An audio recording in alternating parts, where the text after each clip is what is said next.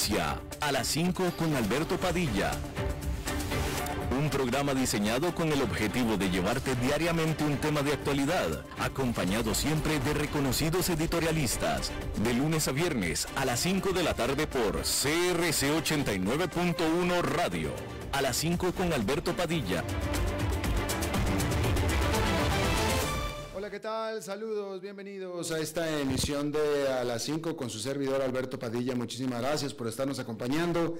Gracias por estar ahí. Le mando cálidos saludos desde la señal en las instalaciones de CRC 89.1 Radio en San José, Costa Rica, desde donde estamos transmitiendo hasta el punto, en el tiempo, en el espacio en el que usted nos está escuchando, porque estamos saliendo en diferentes vías simultáneamente. Por ejemplo, en Facebook Live, en la página de este programa, A las 5 con Alberto Padilla. Estamos disponibles en el canal de YouTube de este programa. Estamos en podcast en las principales, más importantes plataformas para ello, como Spotify, Apple Podcast, Google Podcast y otras 5 importantes más. Aquí en Costa Rica, este programa que sale en vivo en este momento a las 5 de la tarde, se repite todos los días a las 10 de la noche aquí en CRC 89.1 Radio.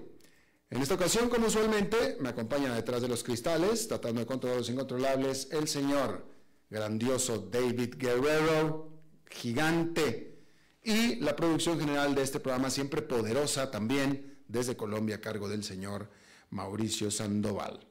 Bueno, pues hoy hubo en Norteamérica un eclipse total de sol. Este fue pues muy llamativo, sobre todo por la reflejo de los medios de comunicación, porque este es uno de los pocos eclipses totales de sol que cubrió grandes extensiones de grandes zonas pobladas de México, Estados Unidos y Canadá. Este eclipse atravesó todo completo Estados Unidos de sur a norte. Atravesó la parte más ancha de México, del norte de México, que es en el norte, quiero decir, y también gran parte de las zonas más pobladas de Canadá. Este eclipse entró al continente americano, específicamente por el Pacífico mexicano, por la ciudad de Mazatlán. Después de ahí, hablando de las ciudades importantes de México, pasó por la ciudad de Torreón, Coahuila, que aparentemente, por los pronósticos del clima y la posición de Torreón, etcétera, era aparentemente uno de los lugares en toda la extensión de decenas de miles de kilómetros que recorrió el eclipse, específicamente la ciudad de Torreón, era por razones técnicas, básicamente, el lugar donde mejor se iba a apreciar. Tanto así, y esto es verdad, tanto así, que la NASA de Estados Unidos envió especialistas y telescopios y etcétera, etcétera, equipo electrónico, etcétera, para ver el eclipse desde Torreón, con todo y que tenía en Estados Unidos. Este eclipse, por ejemplo, pasó por arriba de Dallas, ¿sí? Pasó por arriba de cantidad de ciudades muy, muy importantes, pero por alguna razón Torreón, y bueno, pues ahí se estableció presencia. También en todo Estados Unidos lo estuvieron investigando. Se hablaba de que la agencia atmosférica de los Estados Unidos alquiló todo el estadio de fútbol americano en Dallas para ver el eclipse desde ahí. Se vio a totalidad, y el eclipse recorrió todo Estados Unidos hacia el norte, luego entró a Canadá y salió por allá, por Labrador, por la bahía de Labrador, Newfoundland, de Nuevo Labrador, etcétera, Nueva Terranova, por allá.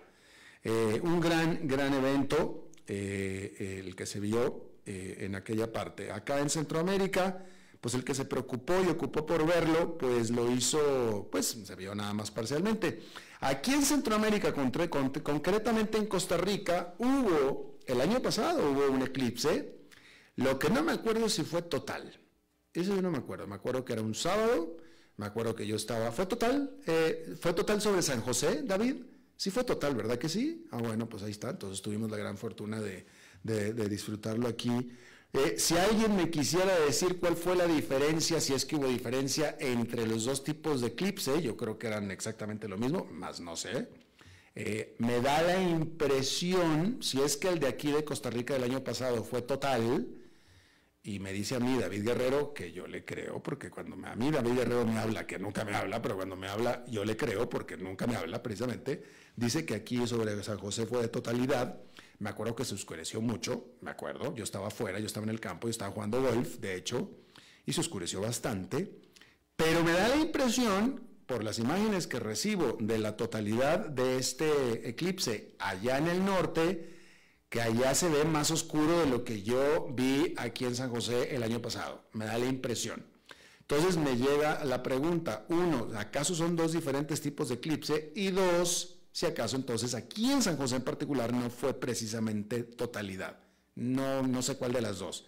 Pero me da la impresión que el de aquí no se oscureció tanto como las imágenes que yo estoy viendo en Mazatlán y en el Midwest de Estados Unidos. Esa es la impresión que yo tengo. Si alguien me comenta al respecto, se los agradeceré muchísimo. Pero bueno, una gran experiencia, definitivamente, y si usted cree pues en todo el poder y energía de los astros, pues eso, mucho poder y mucha energía también sobre lo que nos cayó. Año pasado fue eclipse alunar, sí, este es solar. Ándale. ¿Y cuál es la diferencia? No, ¿cómo? No, pues en ambos la luna se mete entre la Tierra y el Sol. A ver, ¿quieres abrir el micrófono y explicarnos? Si es que tienes algo realmente que decirnos, mi querido David. A ver, espérame, déjame, pongo yo para escucharte. Dime. Me hace sentir como Walter Mercado, ¿no? Pero, o sea... No, acá estás hablando de astronomía, no astrología. La posición sí cambia. Pero en ambos casos son la luna que se interpone entre la Tierra y el Sol, ¿no? Si no me equivoco, la diferencia radica en la posición de los astros como tal. Ajá. Eso es lo que hace la diferencia. Una cosa es que esté el Sol en medio de la luna y la Tierra. Bueno, por así decirlo. No, eso no. La posición es lo que hace diferente. Sé que esa es la diferencia, pero no sabría decirte exactamente qué. No, solamente pueden ser dos casos. Una es que, a ver, ¿cómo está? Que la luna se meta entre la Tierra y el Sol, que fue lo que pasó hoy. Y la otra, válgame. A ver, los controles, hombre, pues contrólale. Y la otra es que... Dice, un eclipse solar ocurre cuando el Sol, la Tierra y la Luna están alineados y la Luna bloquea la luz del Sol. ¿Qué fue lo que pasó hoy? Creando sombras en la Tierra. Ajá. Por el contrario, un eclipse lunar ocurre cuando el Sol, la Tierra y la Luna están alineados y la Tierra bloquea la luz del Sol, creando una sombra en la Luna. En la Luna. Pues sí, pero te digo, aquí en San José el año pasado también se oscureció. Claramente la luna bloqueó la luz del sol, claramente, el año pasado. Pero sí me acuerdo que le decían alunar, pues sí, eso sí me acuerdo. Lo que no sé es cuál es la diferencia, de nuevo, entre ambos eclipses. Yo, la verdad que pues, no soy tan entusiasta de este asunto, pero estoy seguro que alguien en Facebook me dirá de buena manera, sin insultarme, me explicará cuál es la diferencia de ambos dos, pero me parece como que sí hubo diferencia simplemente por lo que te acabo de decir, que las imágenes que yo veo de allá me hace decir, caray, aquí no estuvo tan oscuro, me parece a mí, pero bueno, ya me explicará alguien. Y bueno, pues ahí lo tiene usted, gran experiencia para el que pudo verlo, porque pues es nada más unas cuantas personas en el mundo y típicamente una vez en la vida nada más.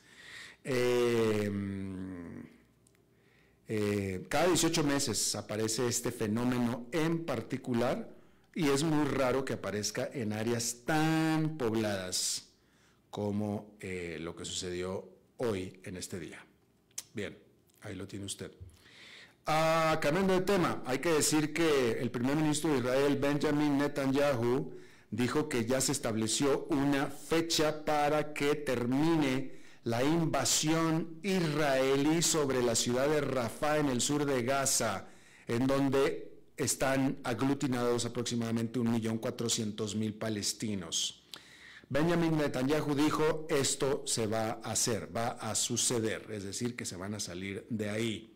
Estamos hablando del sur de Palestina, del sur de Gaza, nada más, no que van a terminar con la invasión de Gaza, no, del sur de Gaza. Hay que decir que el ministro de Seguridad de este gobierno de ultraderecha, de nombre Itamar Ben-Gvir, advirtió que Benjamin Netanyahu no se hubiera quedado de primer ministro de Israel si no hubiera realizado esta operación con todas las objeciones de Estados Unidos. Eso es lo que dice el primer ministro. Pues qué más iba a decir el primer ministro de su jefe, ¿no? Pero bueno, ahí lo tiene usted. Hay que decir que a este respecto, la Corte Internacional de Justicia en La Haya, esta Corte Superior Suprema de las Naciones Unidas, comenzó deliberaciones para escuchar y valorar el caso presentado por nadie menos que Nicaragua, quien presentó un caso ante la Corte Internacional de Justicia de La Haya, demandando a Alemania por el apoyo que este país le ha dado a Israel en su guerra contra Gaza. Nicaragua, muy preocupada por lo que sucede a nivel internacional, Nicaragua, el gobierno de Daniel Ortega, muy humano él, muy involucrado en los asuntos internacionales, argumenta que al proveerle asistencia a Israel de manera militar y financiera, Alemania ha contribuido a la comisión de genocidio sobre la Franja de Gaza. Y bueno, pues ahora está ahí Nicaragua.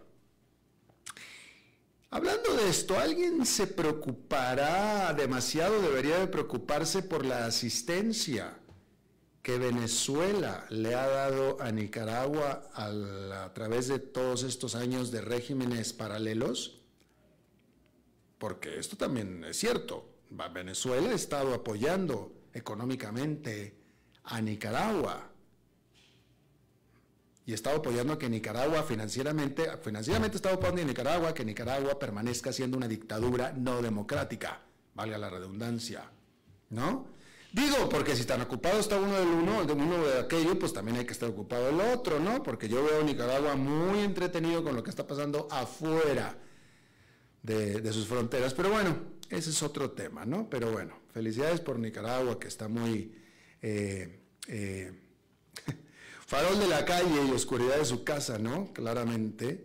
Pero bueno, Nicaragua no es el primer país que presenta una querella en la Corte de Justicia Internacional. También Sudáfrica acusó a Israel de genocidio, no prosperó.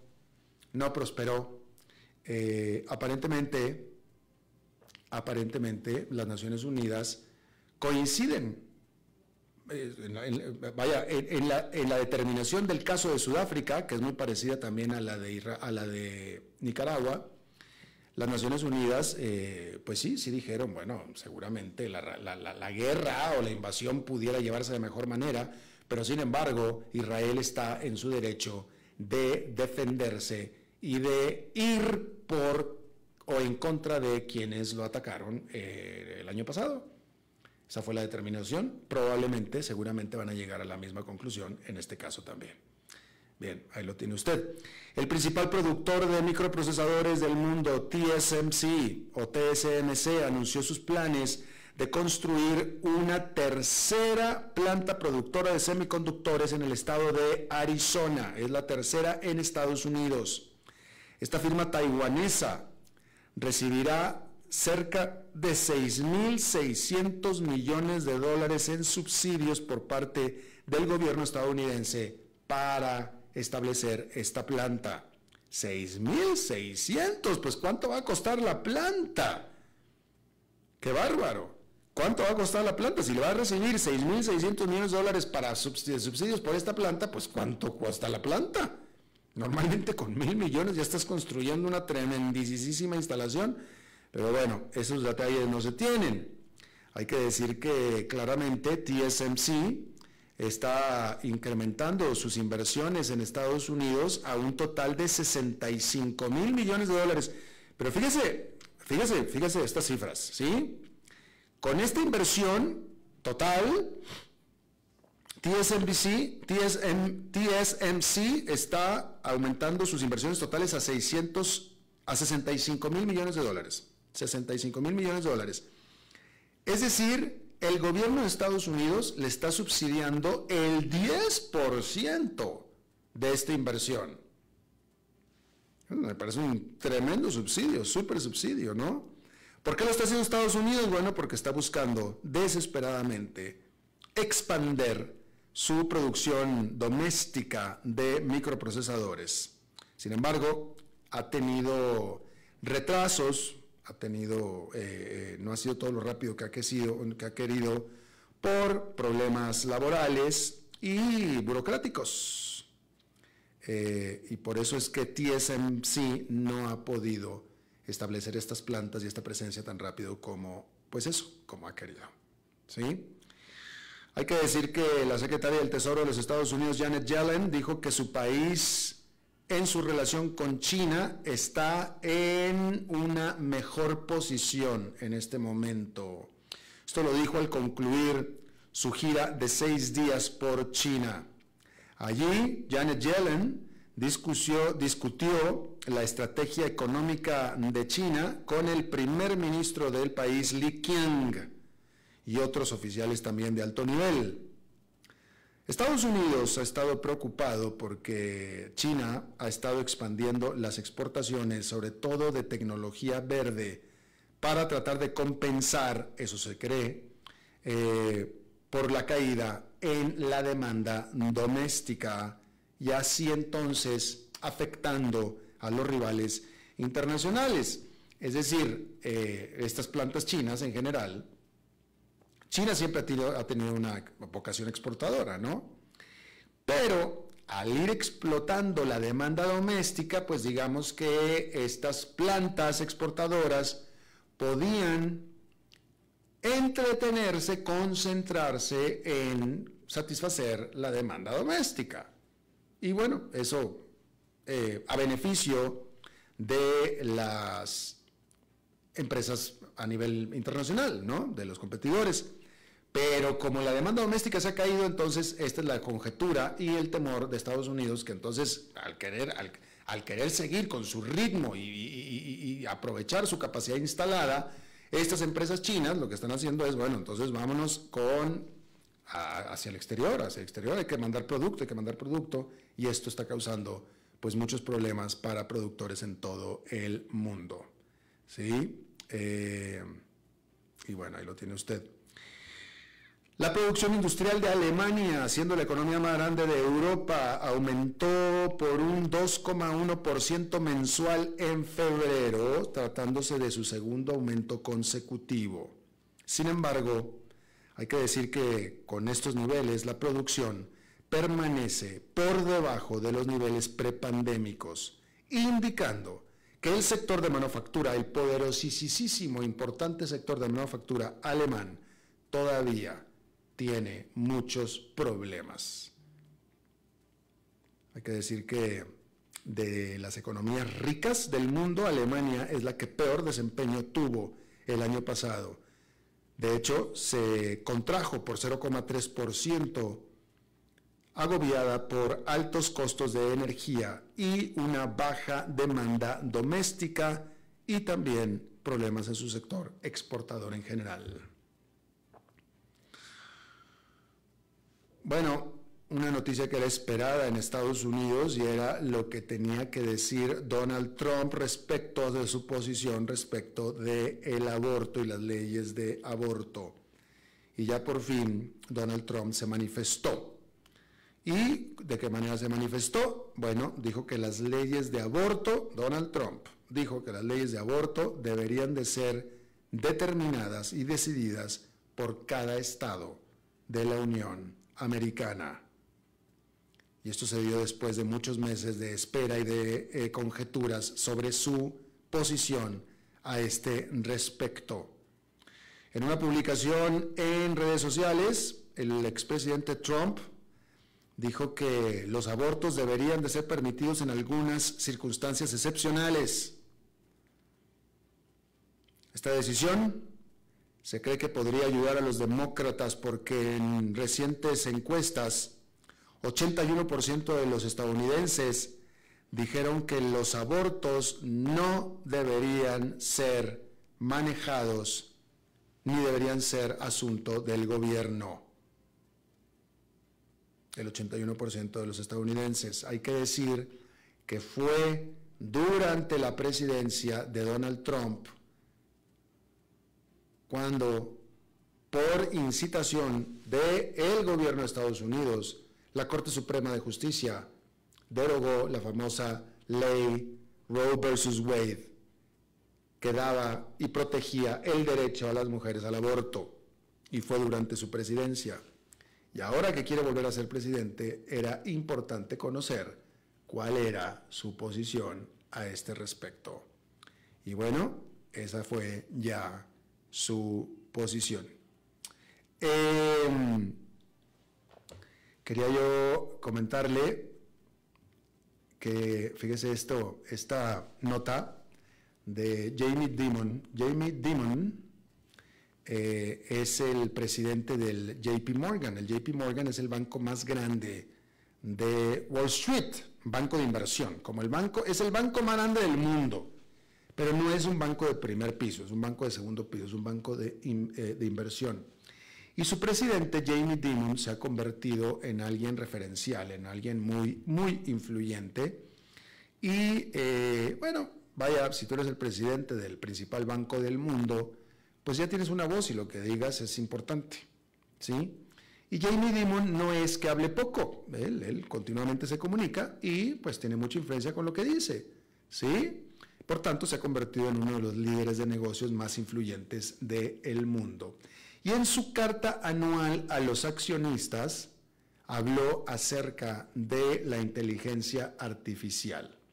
Y dijo Dimon que mientras él todavía no conoce cuál será el efecto completo de la inteligencia artificial sobre los negocios, sobre la economía y sobre la sociedad, lo que sí sabe es que la influencia de la inteligencia artificial será muy significante. Dijo Jamie Dimon que estamos completamente convencidos de las consecuencias que serán extraordinarias y posiblemente tan transformadoras como algunas de las invenciones tecnológicas más importantes de los tiempos, como fue de los últimos 100 años concretamente. Y estamos pensando concretamente en la imprenta, estamos pensando en la máquina a vapor, estamos pensando en la electricidad, en la computación y en la internet, entre otros eventos significativos, dijo Jamie Dimon en esta carta. Hay que decir que a este sentido, el Fondo Monetario Internacional dijo que la explosión en la inteligencia artificial ya ha transformado lugares de trabajo alrededor de todo el mundo y que casi el 40% del empleo global podría ser trastocado por la inteligencia artificial. Actualmente ya industria de la música, de las finanzas y de la medicina han tenido ya o sufrido efectos por la inteligencia artificial. Y las acciones de compañías asociadas con inteligencia artificial han explotado. Por ejemplo, la productora de microprocesadores Nvidia, sus acciones han explotado 219% en los últimos 12 meses. Microsoft, 50% en el mismo periodo.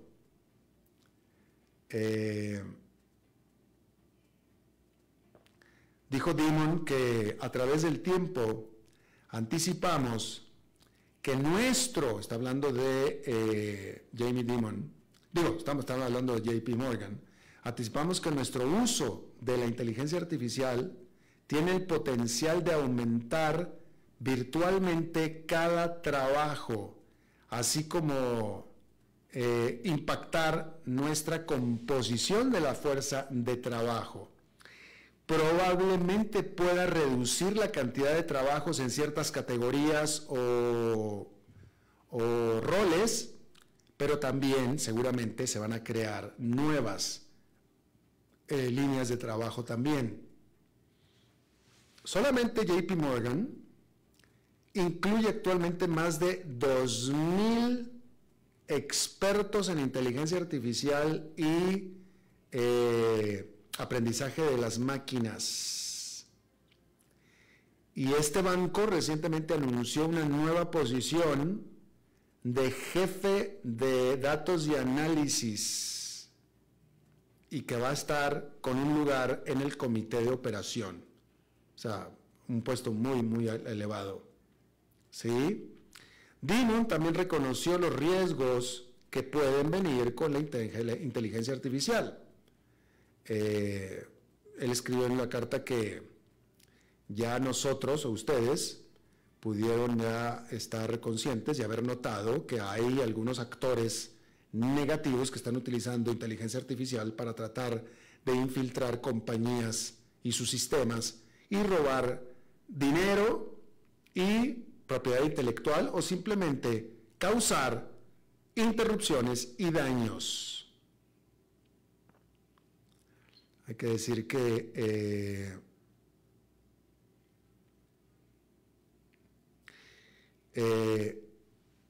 JP Morgan, solamente JP Morgan,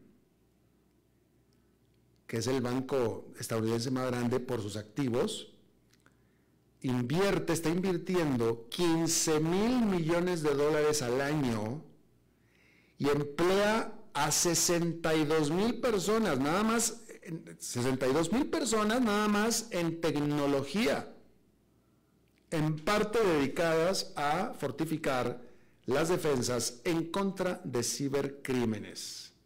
Fíjese, 62,000 personas que no tienen nada que ver con lo que es propiamente las finanzas y la operación financiera y de tesorería de un banco. No, esto es en tecnología, solamente en tecnología, 62,000 personas, JP Morgan. Así es que, bueno, ahí tiene usted esto. Vamos a hacer una pausa y regresamos con nuestra entrevista de hoy. A las 5 con Alberto Padilla, por CRC 89.1 Radio.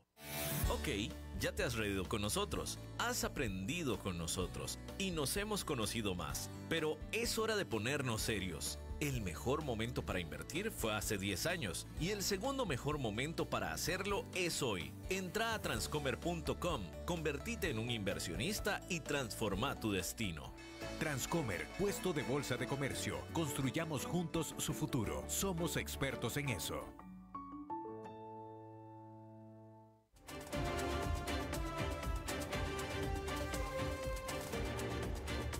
Seguimos escuchando a las 5 con Alberto Padilla.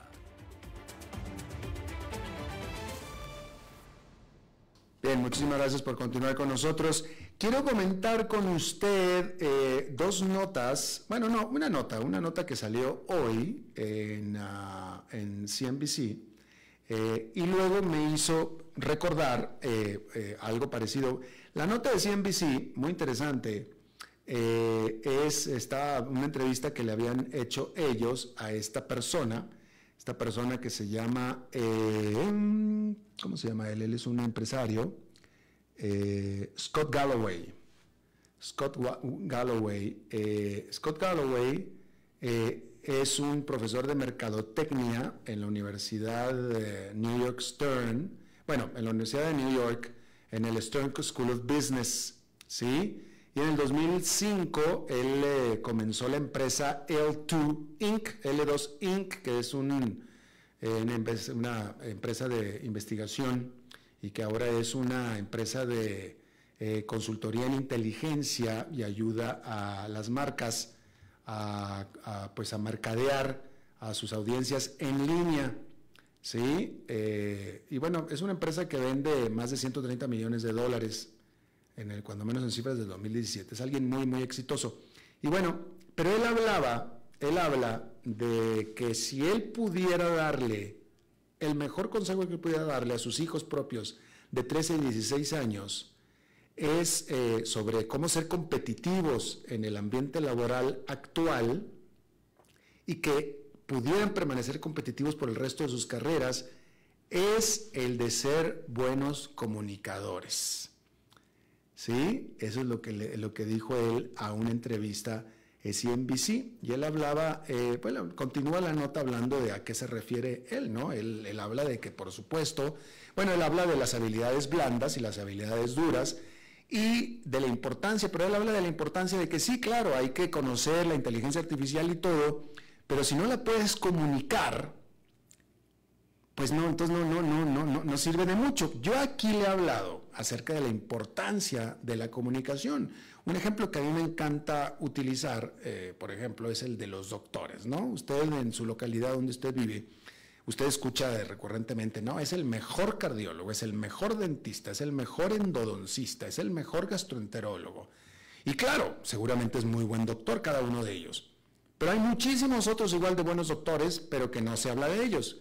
¿Cuál es la diferencia entre uno y otro? Yo estoy convencido que es la comunicación. Es la comunicación. Es el mejor dentista. Sí, ha de ser muy bueno, pero lo que tiene es que es muy bueno comunicando y hace sentir bien al paciente, cómo le va a hacer y toda la capacidad de comunicación, totalmente. Cuando leí esta nota, me acordaba yo que había visto un documental de Warren Buffett, nadie menos que Warren Buffett, que tiene hoy 90 años de edad, donde Warren Buffett, él también, y lo dijo, y busqué la nota y la encontré, donde Warren Buffett, y aparte yo lo escuché de su propia voz, y él dijo, Warren Buffett dijo, aquí en mi oficina, ustedes no ven que tengo colgado mi título de maestría en la universidad, ni tampoco el título de carrera que estudié en la universidad, no lo tengo colgado en ningún lado de mi oficina. Lo que sí tengo colgado es un certificado de un curso que tomé y que acabé con éxito y me dieron mi certificado de hablar en público. Y Warren Buffett atribuye su capacidad de comunicación que adquirió en ese curso para hablar en público como la principal herramienta para poder ser el hombre más rico del mundo que es ahora.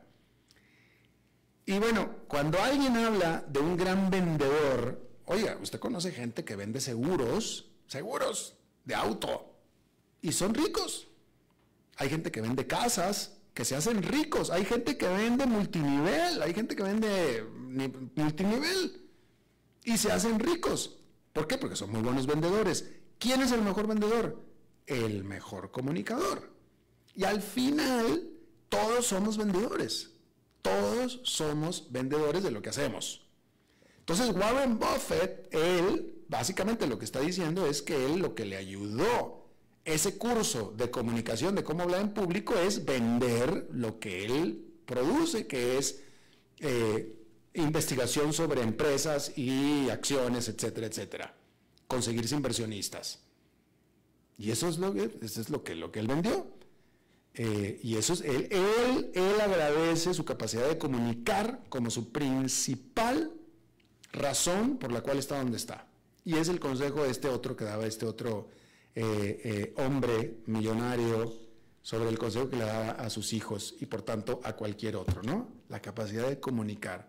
Y sí, realmente muy, muy importante. Acuérdese usted que en otros casos que los hemos visto, en el caso de Apple, Apple fue cofundado por Steve Jobs y Wozniak.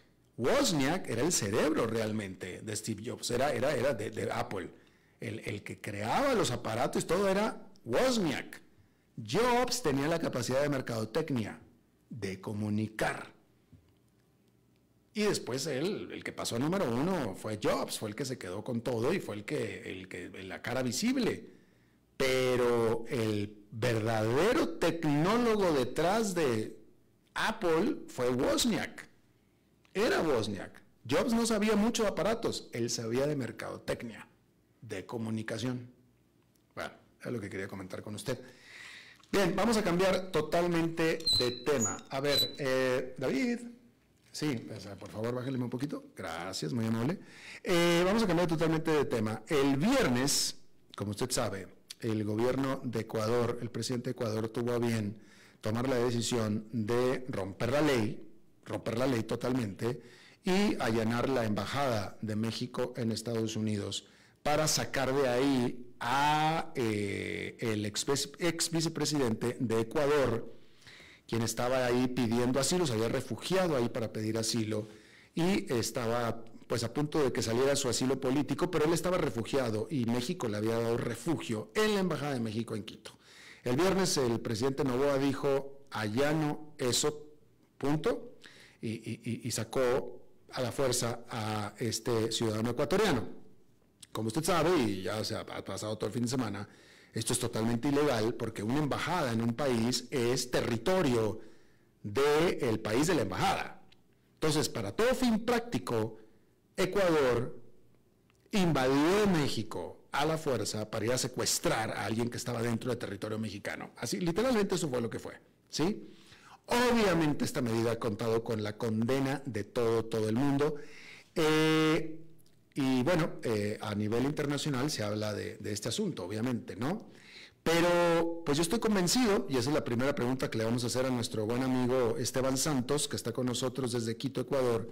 Todo este asunto yo estoy convencido que tiene que tener un trasfondo doméstico, es decir, Noboa tomó la decisión que tomó por satisfacer alguna necesidad de tipo doméstica, no lo hizo para querer influir a nivel internacional o para pelearse con México necesariamente, ni quizá yo diría, pero esa es la pregunta que le vamos a hacer a Esteban, porque a quien fue a secuestrar era estratégicamente tan importante. Yo creo que hay una circunstancia particular, eso es lo que yo creo, en Ecuador que hizo tomar esta decisión, y ya veremos si fue acertada o no acertada. Mi querido Esteban Santos, analista político y económico en Ecuador, ¿cómo estás? Bienvenido de nuevo. Y tienes toda la razón, le apuntaste, así sin más, porque nadie se mete en un conflicto con toda la comunidad internacional si no existiera algún tema de agenda interna muy de fondo. Yo creo y lamento mucho el darte la razón en esta explicación última que tú das, y me lamento como ecuatoriano porque hasta hace 72 horas la historia era otra. El Ecuador tenía la razón. El Ecuador era el que tenía que llevar a México a una Corte Internacional de Justicia. Era México el que estaba violando la Convención de Caracas del 53 al dar un asilo político a un ladrón, a un corrupto, a un personero realmente oscuro para la historia política ecuatoriana. El presidente Andrés Manuel López Obrador se permitió hablar de política interna del Ecuador todo lo que quiso. Dijo que Noboa está en el gobierno solo porque se dio un magnicidio previo, si no hubiera ganado la candidata progresista, les llama. Incluso los llegó a llamar fascista. Bueno, el Ecuador retalió y, de acuerdo al artículo 9 de la Convención de Viena sobre relaciones consulares y diplomáticas, expulsamos, declaramos persona no grata a la embajadora mexicana. Y hasta ahí, Alberto, toda la razón al Ecuador, porque estábamos defendiéndonos en derecho y moralmente teníamos la razón. Había todo un debate en el Ecuador sobre si es que el Ecuador tenía o no que dar el salvoconducto para que el señor Glass salga de la embajada mexicana. Pero las últimas 48 horas, repito, han sido extremadamente intensas aquí, porque el Ecuador decidió, como bien lo mencionas, violar la ley. Aquí no voy a dorar la píldora y creo que nos debemos, sobre todo quienes nos jactamos de hacer un análisis, a nuestra honestidad académica e intelectual siempre. El Ecuador violó el artículo 22 de la Convención de Viena, porque hay un principio sacrosanto en la comunidad internacional, en el derecho internacional, la inviolabilidad de la sede diplomática. Punto. Y no admite ninguna excepción. No podemos decir que es por nuestra norma interna y no podemos decir que contraviene a ningún derecho internacional. Entonces, el Ecuador termina perdiendo porque ahora, justamente, medios internacionales como el tuyo, lo único que se replica es la última parte. Y todo lo anterior, la verdad, ya es historia que a muy pocas personas en la comunidad internacional le interesa, y si te fijas, ha sido un repudio abrumador, colectivo, y por eso es que estoy seguro que mañana va a haber un señalamiento en la OEA y lo propio en otros órganos multilaterales. Es una lástima y tengo que reconocer que esta sí fue una mala decisión. Y para terminar de responderte, en el Ecuador tenemos una consulta popular a fines de mes. En el Ecuador estamos hartos de la corrupción, como muchos países latinoamericanos, y sobre todo estamos hartos de la impunidad. Y había una señal muy clara de que este señor se iba a fugar. Entonces se toma una decisión de violar la ley para que eso no permitirlo. Y como se dice en inglés, two wrongs don't make a right. Entonces, en este momento tenemos un presidente que creo que popularmente incluso puede ser aún más popular, pero aquí estamos para decir las cosas por su nombre. y estas repercusiones a largo plazo nos van a pasar una factura. Bueno, de tal manera que internamente en Ecuador le aplauden a Noboa por lo que hizo el viernes. Y mira, te decía que yo he tenido unas 72 horas, la verdad, frenéticas. Hace 72 horas yo recibí un piropo, le decimos aquí. Y un gran piropo porque el expresidente Correa se permitió insultarme en Twitter. Y me mandó un tuit ahí. ¡Felicidades! Y lo recibí con uno de los mejores cariños, porque dije, bueno, si un personaje como usted se permite insultarme, eso quiere decir que estamos haciendo bien las cosas. Bueno, yo soy editorialista en una revista aquí en Ecuador que se llama Revista Vistazo, publico una columna que causó algún revuelo, en donde estoy diciendo esto que te estoy comentando.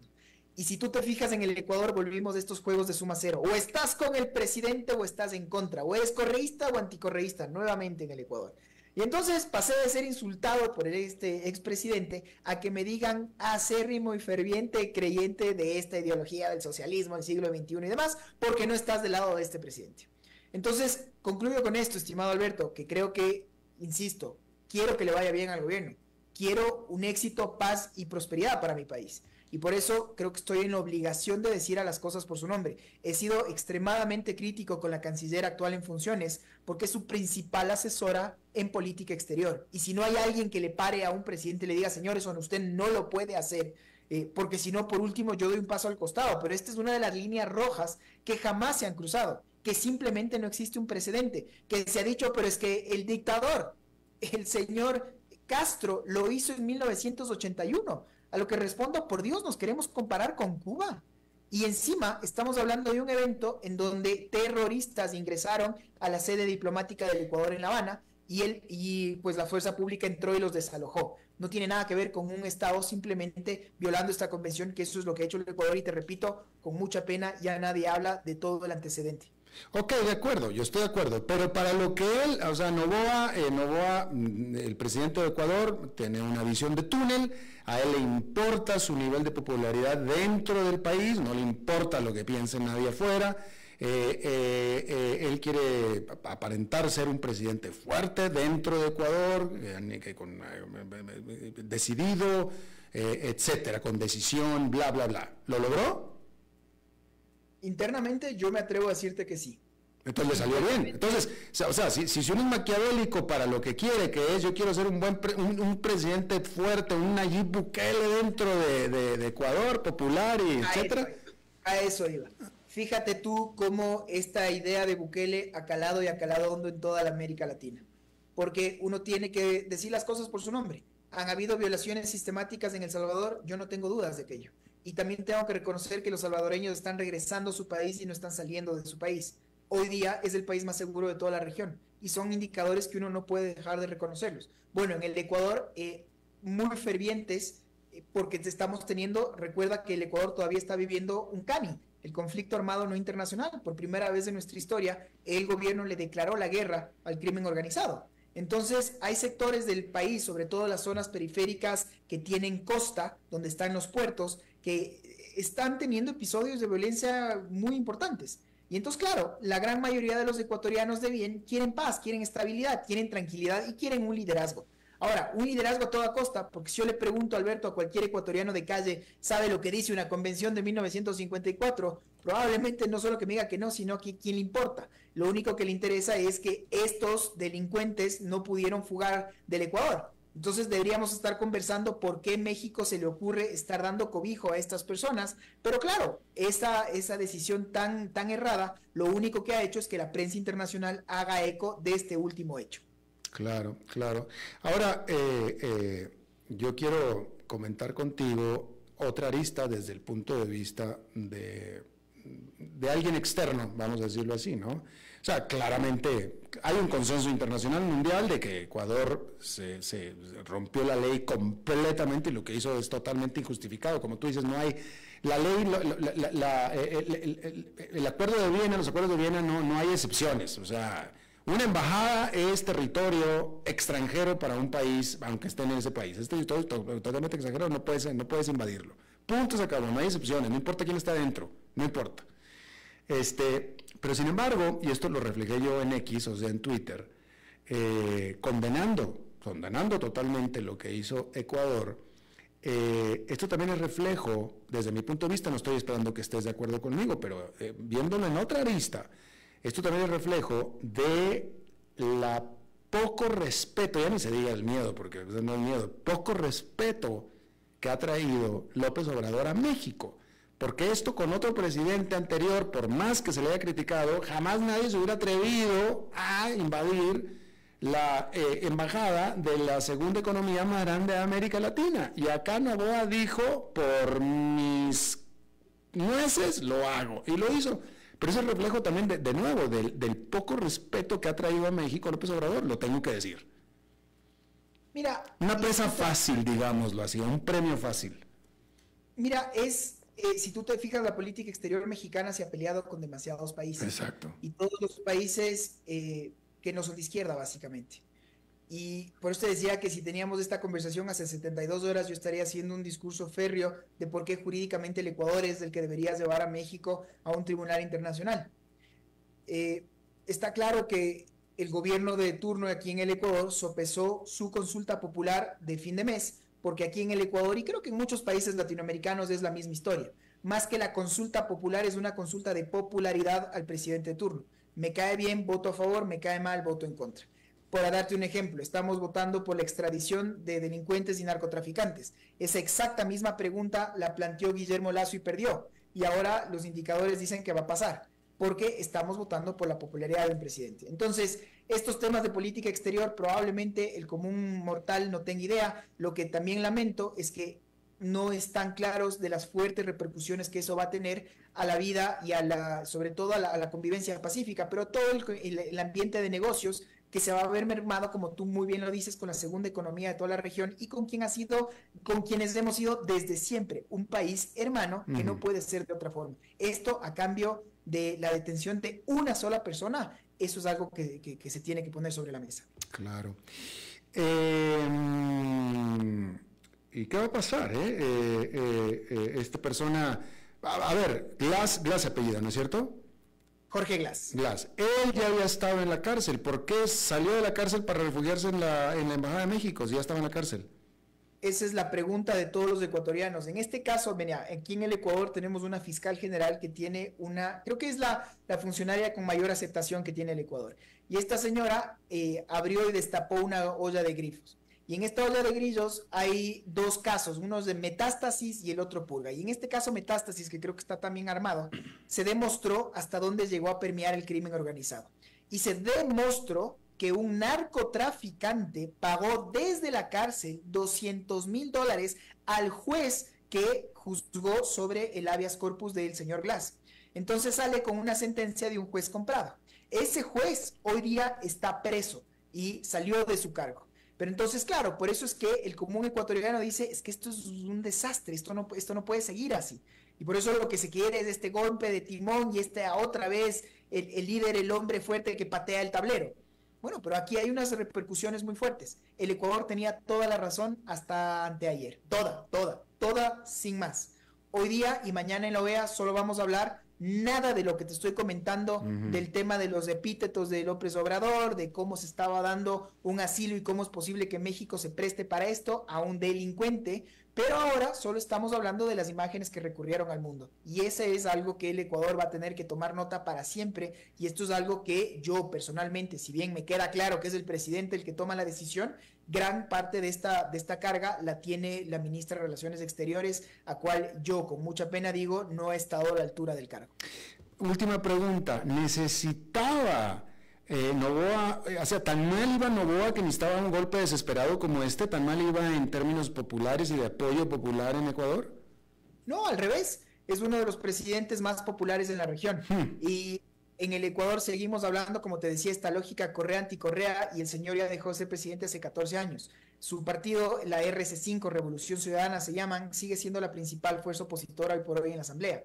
Y esto fue un tema de mandato, de liderazgo. Bueno, ya se rompió todo, cualquier tipo de arreglo en el legislativo, va a ser extremadamente difícil gobernar, y por eso es que él necesitaba una mayoría contundente, abrumadora en esta consulta para darse un baño de masas. Y recordemos que él solo está cumpliendo, es un gobierno interino, que solo está cumpliendo lo que le faltaba por cumplir al anterior presidente Lasso, que tuvo que salir por primera vez en el Ecuador. Tuvimos esta figura de la muerte cruzada y él terminó antes su mandato. Hay elecciones en el Ecuador el próximo año y entonces un poco por ahí van las balas. Y bueno, pues vamos a ver en qué termina este asunto y cómo prospera este asunto. Esteban Santos, analista político y económico de Ecuador, te agradezco muchísimo que hayas charlado con nosotros, como siempre. Querido Alberto, el placer es todo mío. Un saludo.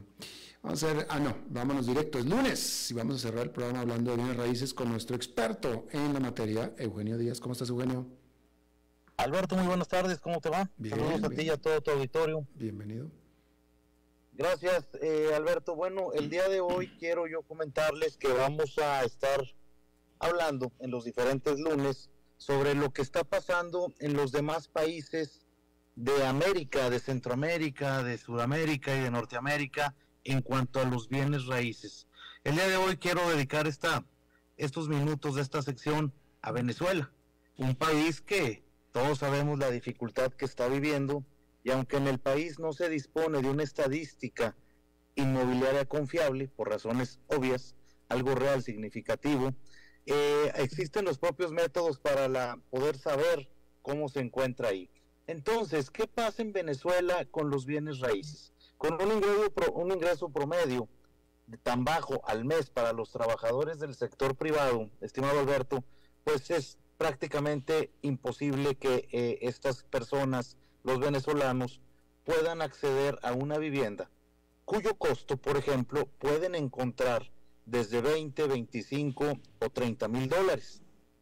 Pero ni soñar que esas personas con ese ingreso puedan llegar a ese nivel de precio.